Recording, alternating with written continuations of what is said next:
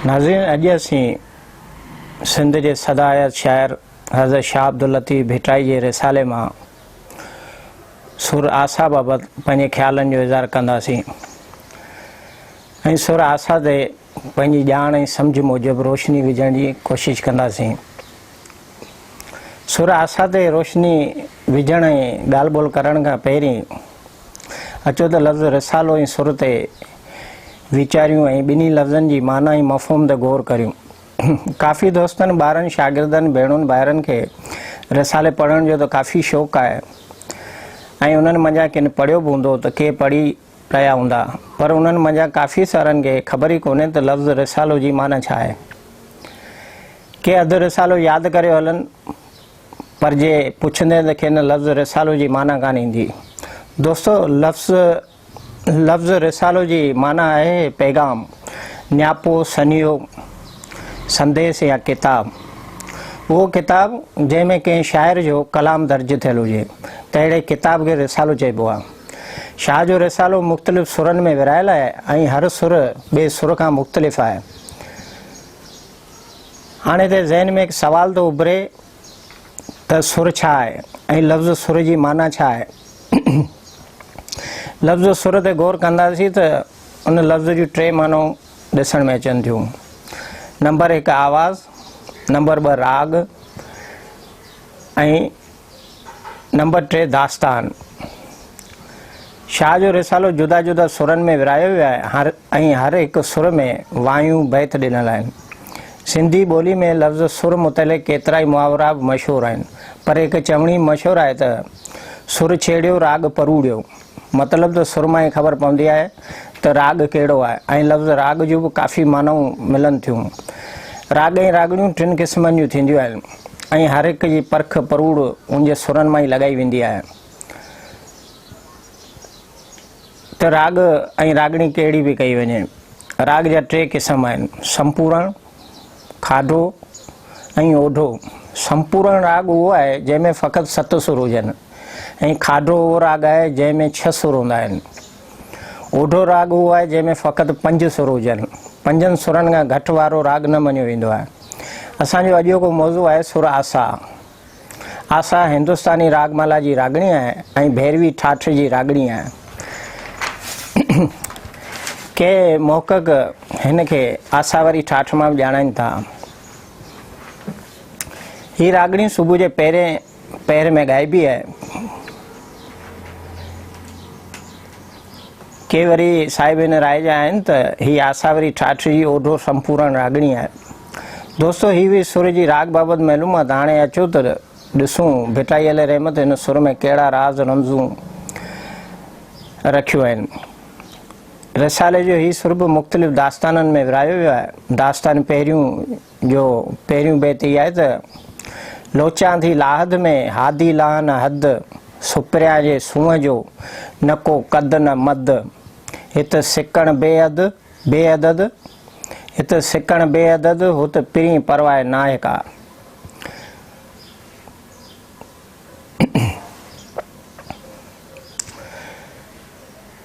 लोचां दी लाद में हादी लाहन हद, सुपरिया जे सूंहं जो न को कद न मद, हित सिकण बेअदद, हुत पिरी परवाह नाहे का।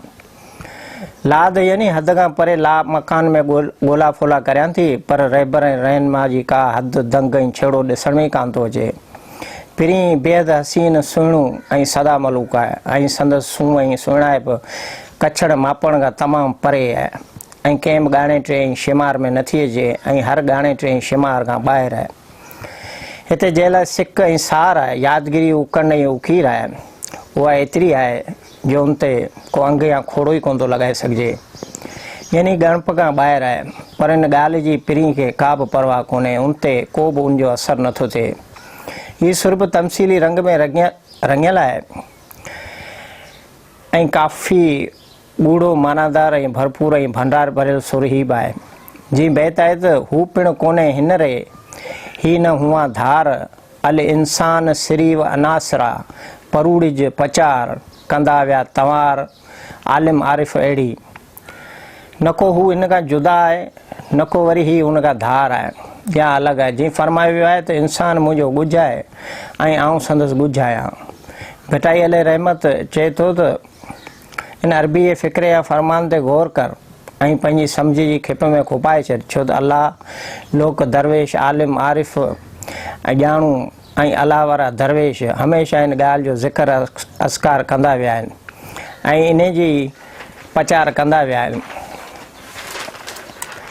भिटाई अले रहमत फरमाए थो त पंहिंजी हस्ती या वजूद खे धार न भाए, अलॻि न सम्झ ऐं पंहिंजी हस्ती खे हुनजी हस्ती में गुम करे छॾ। सभु लॻ लॻापा लाइ हीला वसीला विञाए तंहिंखां पोइ तकबीर चओ, यानी अलाह अकबर चओ।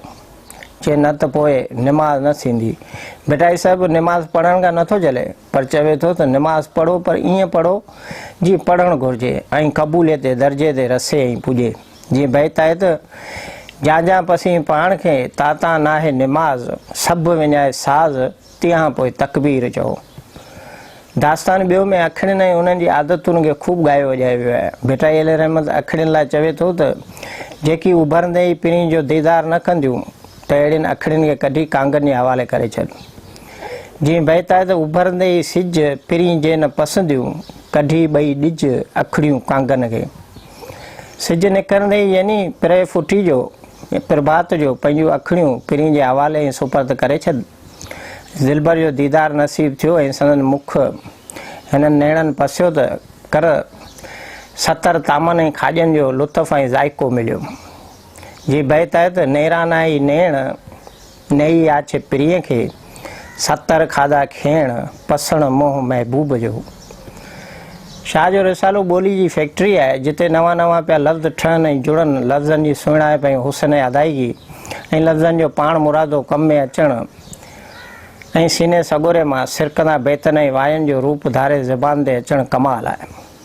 सच पच त कमाल आहे। जीअं थो माण्हू बेत ऐं वायूं पढ़े तीअं तीअं थो लुत्फ़ ऐं मज़ो अचे ऐं वधीक लुत्फ़ हासिलु करण लाइ अॻिते पढ़ंदो ई रहे थो। भिटाई महबूब शाइर आहे ऐं संदसि कलाम में अहिड़ी त मक़नातीसी कशिश आहे जो माण्हू पढ़ंदे ई संदसि शेर जो सुखनि जो आशिक़ थियो पए। अहिड़े करिश्माती कलाम ते आशिक़ थी पवणु हिकु फितरती ॻाल्हि आहे। भिटाई साहिबु फरमाए थो त सुबुह सवेल यानी असुर वेल पिरी खे पसणु ॾिसणु या हुनजो दीदार करणु नेणनि लाइ नाश्तो या नेरनि आहे ऐं तन बदन जीअ जुसे ऐं जान लाइ ॼण हुज़ूरी हज आहे। पिरे बांख जो महबूब जो दर्शन दीदार थियणु त ॼण माण्हू हज खटियो।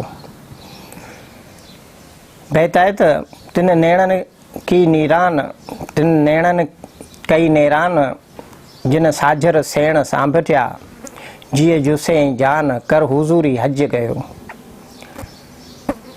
नेण पिरी पसण लाइ ॾिसण लाइ सॼो ॾींहुं पिया वसनि टिमनि हंजूं पिया हरीनि। दीदार करियो हुनखे ॾिसियो अचनि त बि पिरी जे ज़रबर हर हर वर वर ॾिसण जूं ख़्वाहिशूं तमनाऊं ऐं उमेदूं पिया ॾेखारीनि ऐं रुॻो ई हुनजा मुतलाशी आहिनि। पिरी जे दीदार मां असल ढापियो नथा ढापनि ऐं उन्हनि नेणनि ऐं अखियुनि खे ढो ई नथो थिए। पिरी खे पसण मां अखियुनि खे ढो छा थींदो। भिटाई अले रहमत फरमाए थो त वसन ऐं वैसन ॾियाणी ॾिसण लाइ ॾिसी ॾिसी आयूं तोए तलाशूं कनि ढापियो न ढापनि पसण मज़ा पिरीअ जे। हाय हाय वाह लतीफ़ वाह, केॾी न हक़ीक़त निगारी समायल आहे हिन बैत में। भिटाई अले रहमत फरमाए थो त पंहिंजो पाण सां अखियुनि पंहिंजो पाण सां कई आहे। उते वञो अटकियूं ऐं फाथियूं आहिनि जिते कुझु नथो ॿुधो वञे न को का बि रख रखां कई थी वञे ऐं उते जान ॾियण जो ख़तरो आहे, वॾो जोखम जो कमु आहे। इन खां सवाइ ॿियो को बि चारो ऐं हीलो न को वसीलो आहे। अखियुनि पंहिंजे मत पाण से पाणे कई उते वञी लॻियूं जिते जान खपत न का ॻाल्हि न गत जीअ ॾिनेरे न जुड़े। बेटा साहिबु फरमाए थो त अखिड़ियूं अटकी वेंदियूं आहिनि, पेच पइजी वेंदा आहिनि, मोहबत थी वेंदी आहे। चवे थो त अखियूं मूंखां मोकल वठी पुछी ॻाछी कोन अड़ियूं या फाथियूं ऐं क़ाबू थियूं। जे ईअं हुजे हा त पोइ छा खपे। जे पुछी अड़नि हा त उन्हनि खे रोकियां झलियां त उते न वञी अड़ो न फासो जिते का ॻाल्हि ई नथी ॿुधी वञे ऐं को दाद फ़रियाद ई नथो थिए। हाणे हीअ जीअं वीचारो राहूं निहारे पियो ॻरे ऐं विझले। अखड़ियुनि आरो मुंहुं पुछी न कयो उते वञी अड़ियूं जिते चवण न चारो हीअणो वीचारो वाठूं झलियो विझले। भेटाई साहिब फरमाए थो त अख उल्टीदार यानी अलॻि तरह सां ॾिस, आम माण्हुनि वांगुरु न हलाई, उन्हनि वांगुरु शयुनि खे न ॾिस जीअं उहे था ॾिसनि, पर तूं पाण में तब्दीली आण ऐं कमाल अहिड़ो पाण में पैदा कर जो तूं ॿियनि खां मुनफ़रिद ऐं अलॻि थलॻि ॾिसण में अची ऐं उन मक़ाम ते नज़र अची। ॿिया सिधा था हलनि, तूं पुठी रो पुर ते जीअं तो में ॿियनि में ॿी आम ख़लक़ में कुझु फ़र्क़ु निमाया नज़र अची सघे। मतिलबु चवण इहो आहे त पाण खे उहो की करे ॾेखार जो तुंहिंजी वाह वाह थी वञे ऐं तुंहिंजो नालो फ़ख्र सां वरितो वञे। जी बैत आहे त अखि उल्टी धार वहूं उल्टो आम से जे लहवारो लोक वए तूं ऊचो वह उभार मंझा नोच नियार पुर पुठी रो पिरीअ ॾे। भेटाई अल रहमत फरमाए थो त पाण खे गुनाहनि खां बचाए। हीअ दुनिया जेका गुनाहनि जो महासागर थी पई आहे तंहिंमें रही करे पंहिंजो पांध न पुसाए। दरिया या पाणी में घिड़ण या ढिड़ण खां पोइ पांध जो न पुसाइण में बि का रम्ज़ रखियल आहे। ज़ाहिरी तरह ते इहा नामुमकिन ॻाल्हि आहे त दरिया में घिड़जे ऐं पाणी में टिप ॾिजे पर पुसण खां पालो रहे। लेकिन उन महबूब शरीयत अहिड़ी मोकिली आहे जेका पुसण खां पालो रखे थी, यानी गुनाहनि खां बचण लाइ हिकु बहितरीनु गस ॾेखारे थी जंहिं ते अमल करे गुनाहनि में गर्क थियण खां माण्हू पाण बचाए सघे थो। इहो ई हिन बैत जी अंदरूनी उपचार या बातनी माना आहे। इहे शरीयत जो वसीलो ऐं सबबु बणिजी पवे ऐं सॼण सरची पवे ऐं पिरी परची रीझी राज़ी थी पवे। चवे थो त अखियूं उहे सांड जिन सां फ़क़ति पिरी ॾिसी सघी, उनजो दीदार करे सघी, ॿिए ॾांहुं मथां निहारी। जे ईअं कंदे त महबूब बर्दाश्त कोन कंदो, तंहिं करे ॿिए ॾांहुं न निहार। बहितर अखियूं सही धार जिन सां पसी पिरीअ खे ॿिए ॾांहुं कीम निहार घणो रिसारा सुपरी। भेटाई अल रहमत फरमाए थो त जेसि ताईं हिकु आशिक़ पंहिंजे तन बदन बुत या शरीर खे सुई खां बि सनड़ो ऐं सोहिरे खां बि बारीक या सनू न कंदो तेसि ताईं पिरी पंहिंजे नेड़नि में कोन पाईंदो। शरीर खे सुरमे वांगुरु सनड़ो करणु, पिरी जो अखियुनि में पाइणु, उन सां पिरी जो कुर्ब हासिलु करणु कमाल जो फ़िक्र समायल आहे हिन बैत में। जीअं भेटाई अल रहमत फरमायो आहे त जा तन कई न थिए सोहिरियाई सनड़ो, जा तन कई न तीअं सोहिरियाई सनड़ो पिरी पाईंदा कीअं तोखे अखड़ियुनि में। पंहिंजी पिरी खे टिकाइण लाइ अखियुनि जी चूंड ॾाढी दिलचस्प ऐं निराली आहे ऐं पिरी खे अखियुनि में विहण रहण टिकाइण जे लाइ आछ थो करे ऐं वञनि में विहारणु थो घुरे ऐं छपर या पलकूं ढके बंदि करे थो छॾे त जीअं न को उनखे ॿियो ॾिसी सघे, लोक न कोई ही उनखां सवाइ ॿिए खे पसी सघे या उन निहारे सघे, ॾिसी सघे। बहितर अखियुनि में थी वेह त वारे छपर ढकिया तोखे ॾिसे न ॾे ऐं न पसां की ॿियो। मतिलबु अखियुनि में थी वेह त जीअं सिर्फ़ु तोखे आऊं ई ॾिसी सघां। या बहितर आहे त मूंखे मूं पिरी ॿधी विधो ॿार में उभा ई चवनि त मुछण पांध पुसाई।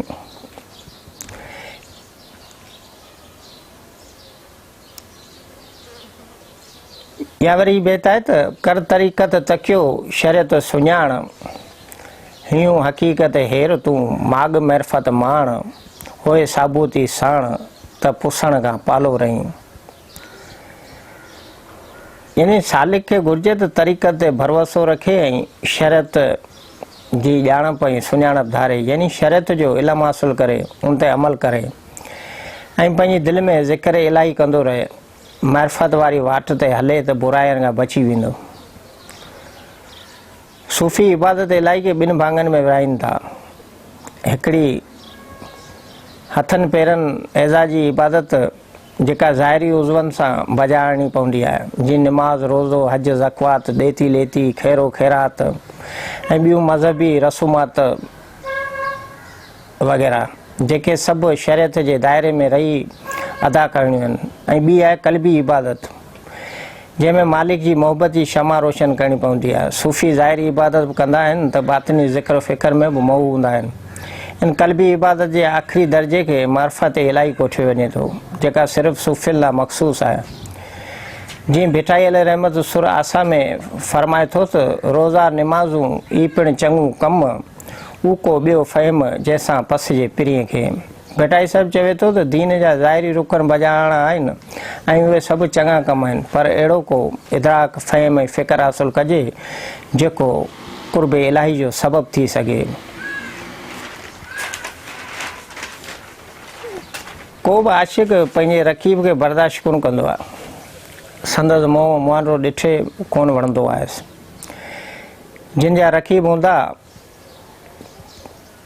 या जिन जो उन्हनि सां पनारो पियो हूंदो या वास्तो थियो हूंदो, तिन खे ई ख़बर हूंदी त रक़ीब छा आहे।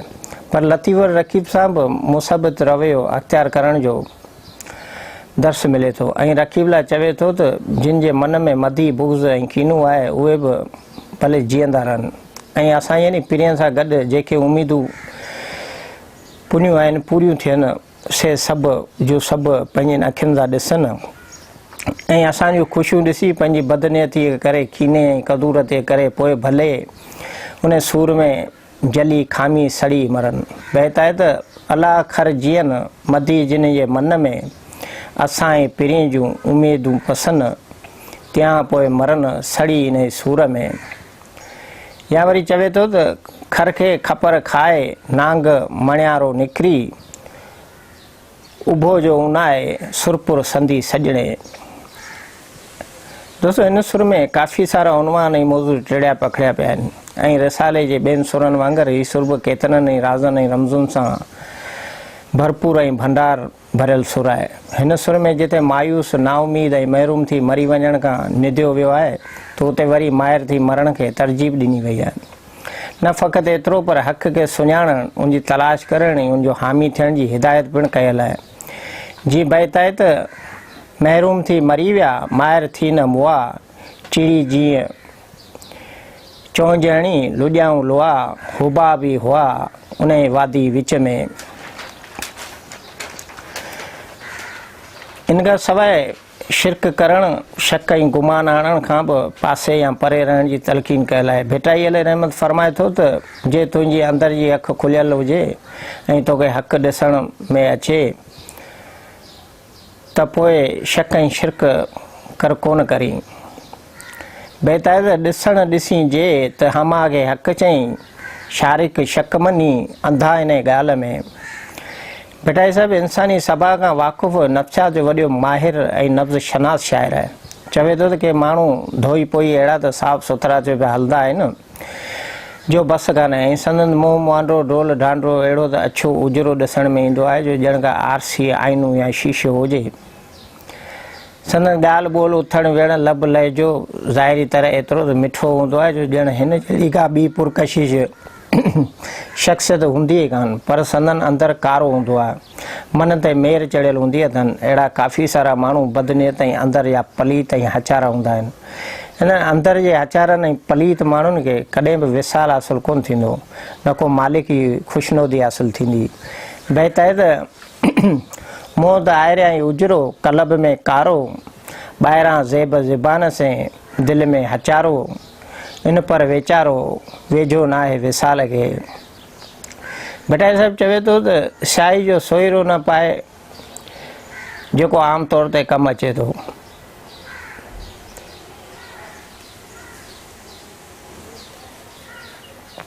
जेको पासार खे हथ सां मिलंदो आहे, उहो सुरमो ज़ात ज़ात खे सुहे थो। तूं मुड़ुसु मर्द ऐं जवान ऐं तोखे उहो नथो ठहे ऐं ठहिके, जो कानी सुरमे दानी मां ॿोड़े थो पाई। तूं अखियुनि में लालण वारी लालाण पैदा कर। बहिताए त सुरमू स्याही जो रनुनि खे राहे, सुरमू स्याही जो रनुनि खे राहे, कानी काराई जे मुड़स थी मां पाए अखियुनि में अटकाए लालाई लालण जी बटाई अल रहमत सुरमे खे अलामती अंदाज़ में हिते पेश कयो आहे ऐं कमु आंदो आहे। जीअं चवे थो त ॿियो सुरमो सुर्खी वारो आहे ॻाढ़ो, जंहिंजे लॻाइण सां रेटे जी रौनक ॾिसण में थी अचे, पर उहो सुरमो या सोइरो बि कम जो एतिरो कोन्हे जेतिरो अछो सुरमो कम जो अचे थो। या सफ़ेद सुरमे पाइण सां समूरो जान अछो ऐं सफ़ेद रोशन नज़र अचे थो। यानी चङाई थी पसिजे ऐं बुराई ऐं बुछड़ाई ॾांहुं नज़र कोन थी वञे। जीअं बहतायत सुरमो सुर्खीअ जो जॾहिं पातो जिन तॾहिं ॾिठी तिन रौनक रेटे जहिड़ी। या वरी बहतायत सुरमो सफ़ेदीअ जो जॾहिं पातो जिन तॾहिं ॾिठी तिन अच्छाई आलम में। दोस्तों आख़िर में हिन बैत ते था अॼोकी ॻाल्हि ॿोल खे ख़तमु करियूं त तन तस्बी मन मणियो दिलि दंबूरो जिन तंदू जे तलब जूं वैदत सुर वॼन वैदहू ला शरीक लहू इहो राग रगुन से सुता मर सुहन निंड इबादत जिन जी। दोस्तों इहो सुर आसा जंहिं ते अॼोकी असांजी ॻाल्हि ॿोल हुई ऐं वरी बि को नओं सुर या उनवान खणी अव्हां जे आॾो हाज़िर थिबो। तेसि ताईं इजाज़त ॾियो। यार ज़िंदा सोबत बाक़ी जिए लतीफ़।